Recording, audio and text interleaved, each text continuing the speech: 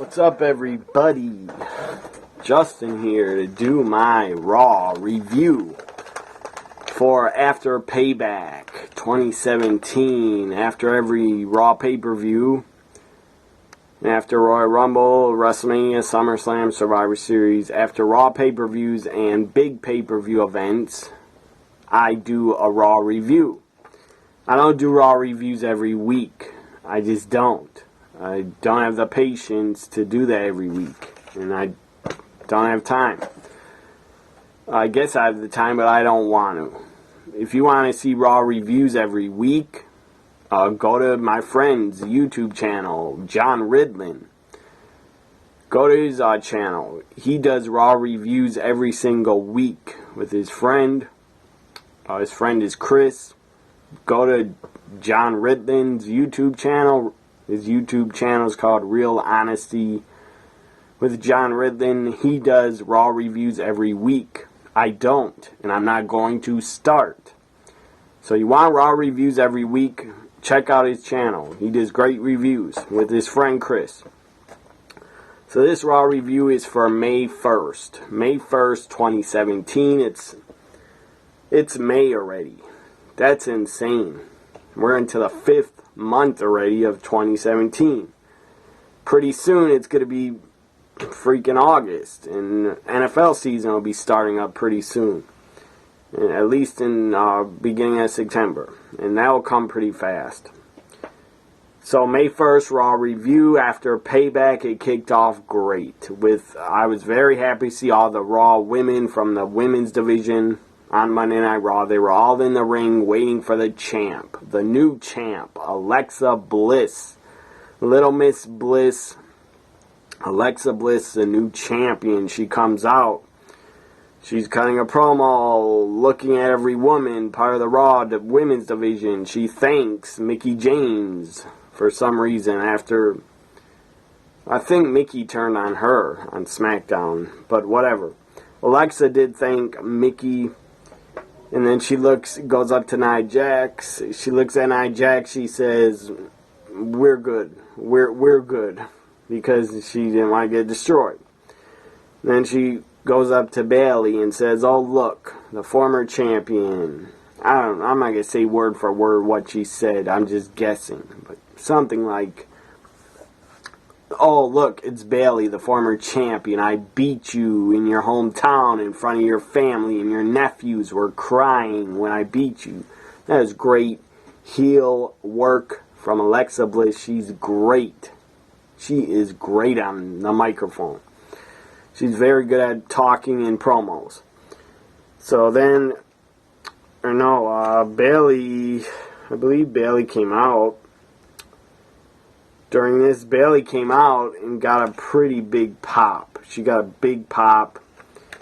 And Alexa talking down to Bayley, again, owning her on the mic, talking down to her, putting her down, and Bayley snapped. Couldn't take any more. Bayley attacks Alexa. And then, before she attacked Alexa, there was I think right after she attacked her, they went to a freaking commercial. It was only 9 minutes. This upset me because it was only 9 minutes into Raw. 9 minutes into Raw, and they have to go to a damn commercial. That pissed me off. So they go to a commercial 9 minutes into Raw. That was pathetic. And then the brawl breaks out. All the women, after Bayley attacked Alexa, all the other women start brawling and fighting each other in the ring. It looks like a battle royal. And pandemonium is broken loose. Then they go to commercial, come back, and we have a 8 women's tag. 8 women's tag match. First I thought it was 6 women, but it was 8. It was Bayley, Mickie James, Dana Brooke, and Sasha Banks. I wish Dana Brooke wasn't even a part of Raw, to be honest, because I'm not a fan of hers. And I think Dana Brooke sucks in the ring. And her character is boring. I don't even know what she's supposed to be. A freaking stupid bodybuilder character. Who cares? So Dana, Sasha, Bayley, Mickie James up against Emma. I love Emma. Been a fan of her since before WWE when she worked for Shimmer a couple times. I really became a fan of Emma probably in late 2013. And 20, I don't know if she's in the company 2012. She might have been. But she's in NXT, I believe in 2013 is when she debuted in NXT. So it's Emma, Alexa Bliss, Nia Jax, and Alicia Fox against, maybe I should say her name better. It was Emma, Nia Jax, Alicia Fox, and Alexa Bliss, taking on Dana, Mickey, Bayley, and Sasha. Good 8 women's tag is entertaining. The heels win it. Emma, Alicia, Alexa, Nia Jax win it. And then after it, they did a lot of spots. They're going outside the ring, taking each other out, and a lot of spots. So the heels win it. Up next, we had Luke Gallows against Enzo Amore again. We had to see these two guys go at it. It wasn't a tag match, but it still is overdone, and it needs to stop. So Gallows versus Anderson, Gallows versus Enzo. Enzo, always entertaining on the mic with his gimmick when he comes to the ring. So Gallows wins and nobody cared. At least I didn't care about the match. Now, up next, TJP and Neville in a backstage segment. Neville was telling TJP, don't think you're getting a title shot or something like that. So up next, we have Seth Rollins to address the WWE Universe. Seth Rollins says, first thing he says, when he gets the mic in his hand, he says, I want the beast. And the crowd started going nuts, marking out, going crazy, like yes chants. He says, I want the beast, Brock Lesnar. Crowd is popping, doing yes, yes, yes chants. But then Finn Balor's music hits, and the crowd pops again. Finn Balor comes out. This was getting interesting, and business was about to pick up. Balor comes out. And he talks for a little bit. I think he said, I want the beast also because I never lost the Universal Championship. I don't know if he said he never lost it, but I'm saying it because he never did. He had to forfeit the title because of his injury at SummerSlam where he got injured. So then, after Ballard, the Intercontinental Champion, Dean Ambrose comes out. Dean Ambrose comes out with the Intercontinental title. He says this title is the #1 title on Raw. And they better start treating it like that because you're not going to see Brock or the Universal title until July. Or right before July. Because that's when Brock will be back to promote his match at the god-awful pay-per-view named Great Balls of Fire. That's a real name. I can't believe it still, but that is the name of the Raw pay-per-view. It's called Great Balls of Fire. And goodness gracious, that is god-awful name. Really bad. Whoever came up with that name for a pay-per-view, you should be fired. Or fire yourself, Vince. Fire yourself. Put Triple H in control. Even though that'll never happen. So, Ambrose says the Intercontinental title is here, and it's the #1 title on Raw. Forget the Universal title. Forget Brock Lesnar. A lot of people keep complaining and tweeting me, random people I don't even know, strangers, tweeting me, upset that Brock is off TV with the Universal title. Get over it. I don't care that you're upset. Do I think it's good for business? Yes, I do. Because Brock, when he returns to defend the title on a pay-per-view, it just means more people will watch the pay-per-view to see Brock Lesnar. The guy's a special attraction. And the guy should be booked as a special attraction. He doesn't got to defend the title every month. I don't care. It doesn't upset me. If you're so upset the Universal title is not getting defended, well, stop watching WWE or watch SmackDown Live only. You want to see a title get defended, watch SmackDown Live. They have the WWE Championship. So even though the Universal title is off TV, it's not a big deal, because when Brock returns to pay-per-view, in my opinion, more fans will tune in and watch a pay-per-view. More fans will watch a pay-per-view that Brock is on instead of like a pay-per-view like Payback, where he wasn't. I guarantee you, more fans that have the network, they might even get more subscribers to order the network just to watch Brock on pay-per-view. The guy's a special attraction. The guy's money, in my opinion, as champion. So it's a smart move to keep him off TV until a pay-per-view, in my opinion. If you're so upset about it, again, at least we have the WWE Championship still on TV. Even though Randy Orton is kind of boring, in my opinion, as champion again. So Ambrose comes out, and then The Miz comes out. The Miz comes out in the segment, and Miz is out there saying, Ballard, you don't deserve a shot. Rollins, you don't deserve a shot. Miz says, I built the Intercontinental title. I built it up. I made it important again. I made people care about it again. I made the Intercontinental title must-see TV again. So then Miz is arguing for him getting a title shot against Ambrose. At first, I thought all three of them were arguing over getting a title shot against Brock. But I guess they're arguing over the Intercontinental title. Because then Ambrose gets on the phone with Kurt Angle. And I doubt he's on the phone with anybody, but he was playing like he was on the phone with Angle. He's acting. And he says, Kurt Angle says tonight it's a triple threat for the #1 contendership for the Intercontinental title. It's Finn Balor, Seth Rollins, and The Miz in the main event. Very good main event.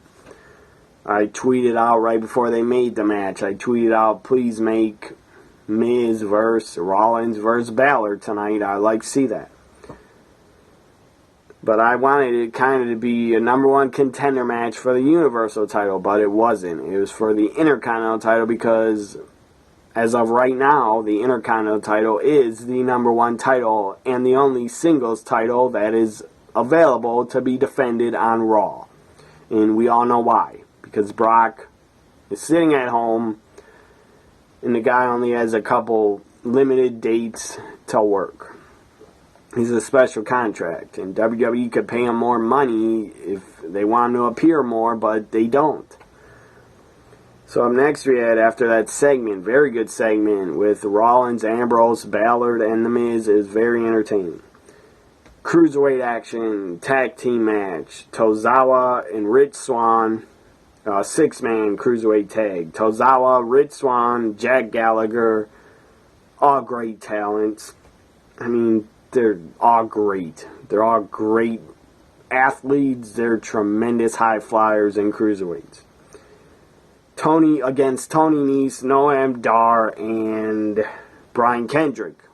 They're 3 great talents. The best, I would say, is Tony Nese. That guy's underrated. So it was a good, fun 6-man tag. Tozawa, Rich Swann, Jack Gallagher win it. They need to make a Cruiserweight Tag Team title. I tweeted that out on Twitter. They need to make a Cruiserweight Tag Team Championship because they have way too much Cruiserweight talent that they do not use every week. They can't use all the talent that they got under contract. They got Lince Dorado. Where's that guy been? Mask Man. Where the hell's he been? He's been off TV for like 1 or 2 months. They're not using him. He's not injured. Ted Tajiri sitting at the Performance Center, I guess helping and training guys. They didn't want him to come back because he's too old, I guess. They think he's too old. And the other Mask Man, Lince Dorado, who's the other one? Grand Metallic. He's another Mask Man. He should be getting used more. And they really need a Cruiserweight Tag Team Championship, in my opinion. They could even make a Cruiserweight Tag Team Championship tournament. They could bring in, 4 or 5 or 6 new guys and put them in the tournament, new Cruiserweights.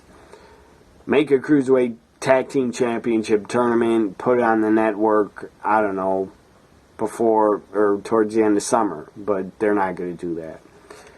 But they need a Cruiserweight Championship for the Cruiserweight division because the Cruiserweight title is not enough. They have too much talent, and they're not utilizing all their talent that they have, and they should be utilizing all that talent. Because all the talent, all the Cruiserweights they have are very good talents, and I wish they'd be used more. 205 Live is not enough. Unless you could start the tournament on 205 Live and have the tag team tournament go on week after week on 205 Live. That'd be pretty entertaining. So up next we have Jeff Hardy footage being shown of last night after his match. He had his tooth knocked out right next to his front tooth. His tooth knocked out. He's backstage getting a doctor to look at it. I believe Sheamus knocked it out with the bro kick or whatever, some kick. Hopefully Jeff Hardy, they didn't have a match tonight. The Hardys did not have a match. Probably because Jeff Hardy's still in pain. His mouth is probably in pain. So now Sheamus and Cesaro come out. After that footage is shown of Jeff Hardy's tooth knocked out, Sheamus and Cesaro come out. They're full-fledged heels now. That's awesome. They're both better as heels. Sheamus right away got "you look stupid" chants, and then he was pissed off and tells the crowd to, "you never support me, so why would I not do what I did," or something like that. That's not why, Sheamus. We don't support you because I'm tired of seeing you. That's why. You need to go away for like a year. But actually, I'm enjoying Sheamus and Cesaro as a team. I'm enjoying them as heels. They're doing good work. So then, during their promo, where Sheamus and Cesaro just sound jealous of the Hardys, and then the Hardys come out, get a big pop. Before the Hardys came out, a lot of delete chants, a lot of delete chants. And then the Hardys are on the stage, like, WWE's going to play this out and tease it for a while. If they're going to become broken, they're going to drag it on and on, probably till the summer, or July or August. So they're going to drag it on until they become broken, and big build up until they become broken. And then Matt was cutting a promo, talking. He wasn't broken Matt, really, but he's kind of half and half. But he's not broken Matt 100%. He's probably 20% broken Matt. So then he goes, "you know what we're going to do to you?" And then the crowd's chanting delete, and Matt and Jeff just go like this. Delete. And then they run to the ring, and Sheamus and Cesaro leave the ring, of course. And then they put their arms around each other on the stage, and they're going like this, their fists, or something weird like that. So it's good. Sheamus and Cesaro are now heels. Up next, we had Heath Slater against Apollo Crews. Heath Slater against Apollo Crews. Heath Slater's got kids. 7 kids, 10 kids, 15, 20 kids. I don't give a fuck about your kids, if you even have kids. I'm talking about his character. I don't hate the guy at all.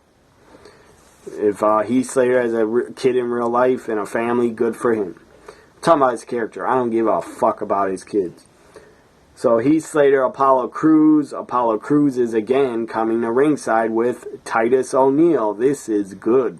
Titus brand is a good thing. I hope he gets more members that will join the Titus brand. I hope Titus O'Neil gets 2 or 3 more guys that join, and he manages them. Because this could work. This could be really good, really entertaining.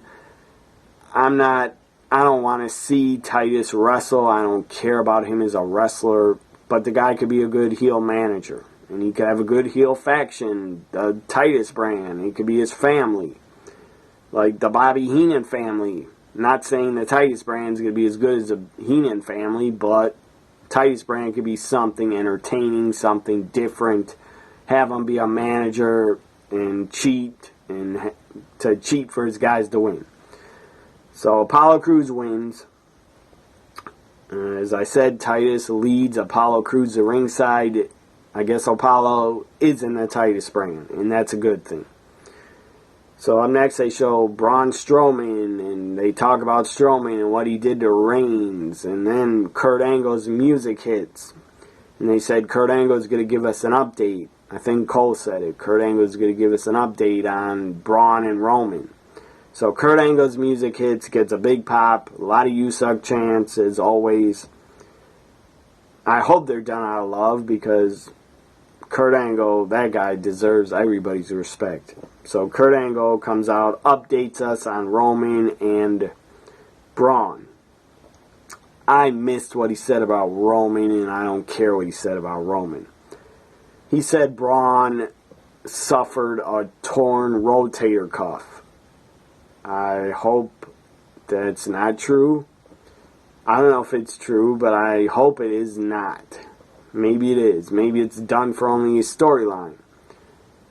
But what Braun did on Raw Talk, if you didn't see it last night, Braun went running full force, and he took an ambulance door off the ambulance. He ran into the door, knocked it off the hinges, and then he fell into a pile of boxes. The guy ran full force into a pretty giant heavy door, and he knocked it off the hinges. I don't know if the door was gimmicked or not, but it doesn't matter. The guy running full force through that door, that could have injured his rotator cuff, and if it did, that sucks. And if that did tear his rotator cuff, then he should have never done it. WWE should never have him do that. He yelled at Roman, "I'm not done with you yet." Then he went running full force, took the door off the hinges, and Reigns got out of the way. I haven't read any reports that Braun is really injured or suffered a torn rotator cuff. I don't know if that's kayfabe, fake WWE, fake wrestling injury. I don't know if it's just for the storyline. But if it's not, Braun is going to probably be out 3 to 6 months or longer. Because torn rotator cuffs take a damn long time to return from. Billy Gunn had one. I believe at the end of 2000 or 2001, Billy Gunn tore his rotator cuff. The guy didn't come back for like 10 or 12 months. So I hope Braun isn't really injured. As for Roman, I don't care if he is injured or not, because I don't care about his character. So, up next, after Kurt was talking about Braun a little bit, then the lights went out and the video flashed Bray Wyatt. Bray Wyatt appears. Bray Wyatt appears and starts talking, cutting a crazy promo. It was pretty awesome. He says a lot of stuff. He says, "Kurt, I can fix." He says, "I can fix." He's talking about the fans, I believe. He says, "I can fix you all." Then he starts talking about the show, I guess, or Kurt Angle. He says, "I have the cure. I can fix you all. I have the cure." He says, "Mr. Angle, I have the cure." He says, "Mr. Angle, your show."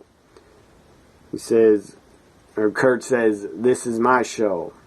He says, "I don't know what you're talking about. You're talented, but this is my show." And then he goes, "Mr. Angle, I know it's your show, but this is my world." And then the segment ended. So after that, we had Austin Aries representing with my old TNA Austin Aries shirt. I don't know, I think it's from 2013 maybe. I don't remember, maybe 2012. Anyways, Austin Aries. The back actually is pretty cool. It says the greatest man that ever lived. Can't really see it, but it's a cool back. I like this shirt. It's pretty damn cool, and I'm a fan of Austin Aries. So Austin Aries up against TJ Perkins. This was a decent match. Crowd wasn't that into it. Austin Aries wins, I think. He won. But then TJP attacks him. TJ Perkins attacks Aries and puts him in a knee bar. And Aries is screaming and screaming. Up next, we had the main event. Triple threat. #1 contendership for the Intercontinental Championship. Seth Rollins, Finn Balor, and The Miz. Triple threat #1 contendership. When will they get the Intercontinental title shot? I don't have a clue. Maybe it'll be next week on Raw. Maybe it will not happen till the end of May or in June. I don't think Raw has another pay-per-view until July 9th. So they're going to have to do this Intercontinental title match on a Raw. Because you can't hold this match off until July. You just can't. That's way too long. So Rollins, Balor, Miz, I didn't know how they were going to work together. I knew Rollins and Balor would be great. But Miz did his part. Miz was damn good in this match. He impressed me. In the triple threat, this was better than I expected. It was very good. The crowd chanting, like after, I think, 10 minutes or something, the crowd chanting, "This is awesome." I don't know if that is appropriate. Because it seems like crowds nowadays are always wanting to chant that. When every match is not that awesome, you don't got to chant "This is awesome." Because every match is not that awesome. But it was the main event, so I won't give the fans, I won't rip them. Because it did have Rollins and Ballard in it. And it was a good triple threat. Was it the best match ever? No. Was it very good? I guess it was. But if I was there, I don't know if I'd be chanting "This is awesome." Maybe I would be. Because it's better to be at a live event watching it than sitting at home. So then the fans, after Foss finishes and guys kicking out over and over, that was exciting. But after that, all those Foss finishes and guys kicking out, then I believe the fans started chanting "Holy shit, holy shit." I don't know why they started chanting that, but that was stupid. Just stick to "This is awesome." There's nothing really to chant "Holy shit" about. No giant big high spot took place. So Seth Rollins, the guy started going insane. The guy hit an awesome looking frog splash. Ballard kicks out. Then I think before that, Rollins did 2 dives on each side of the ring, taking out Ballard, taking out The Miz. That was awesome stuff. So then, when Rollins gets up after taking out The Miz with a dive through the second rope, then who comes out and grabs Rollins, picks him up, slams him? Samoa Joe. Samoa Joe interferes, slams, takes out Rollins. Rollins is out cold on the outside of the ring. He's not getting up. And then Joe leaves. And then the camera is shooting The Miz's face. He's like this. And then he's like he's scared to death, like Joe's going to attack him. And then, of course, when The Miz is staring at Joe, behind him is Finn Balor getting ready to charge at him and beat his ass. So then Finn Balor is about to charge The Miz, and he does charge him. Throws him in the corner, drop kicks Miz in the corner. Miz falls down, and Balor goes up to the top. He's going to do his finisher. I think it's called coup de grace or something like that. The double stomp. He's going to do that on The Miz. But the lights cut out. Bray Wyatt's little short video flashes on the screen, and the lights come back on. It's Bray Wyatt on the ring apron, pushes Finn Balor off. Finn Balor does a front bump, front flip, takes a bump. Bray gets in the ring, grabs Balor, puts him in Sister Abigail, kisses him, hits him with Sister Abigail. Then the lights go out again. Bray's out of the ring, he's gone. And then The Miz gets on top of Ballard. Miz looks shocked. He's looking around like this, like, is Rollins going to get up? He's looking around like he can't believe it. Miz covers Ballard. 1, 2, 3. The Miz wins, and The Miz has done it again. The Miz has shocked the world again. The Miz came to play, and he got the victory. The Miz wins and is the new #1 contender for the Intercontinental Title. Now we got the match was, triple threat was very entertaining, very exciting. But now we got to sit through, as I just think about it, we got to watch Ambrose again take on The Miz for the Intercontinental Title again.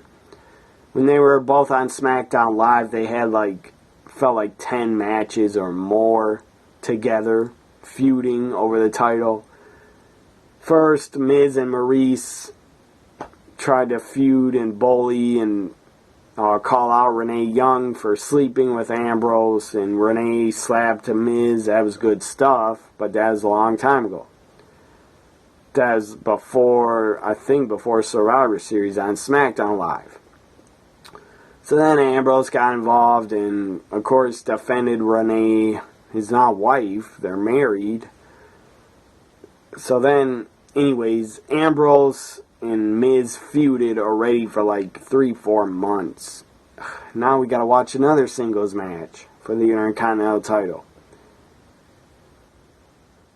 And I don't know who's gonna win, and I don't really care. If Ambrose loses, I don't really care. I won't be upset. And if Miz wins, or if Miz loses, I won't really care either. But it was a good triple threat, good main event, great way to start Raw with all the women in the ring. And Alexa Bliss was getting a celebration, and she was calling herself the Goddess. You got Charlotte on SmackDown calls herself the Queen. Well, I guess Alexa Bliss is now the Goddess. And I agree. She's damn hot. Anyways, Alexa has a great ass. But Bayley has a best ass in WWE, in my opinion. Bayley has the best ass. And she has a very good body. She might have a butter face, but she has a really good body. Anyways, this ends my Raw May 1st, Raw After Payback review. Hope you enjoyed it. Follow me on Twitter at WWE NXT Guy and at NXT WWE Guy. And subscribe, like, comment, share on my channel. Bye for now as I take a drink of my favorite soda.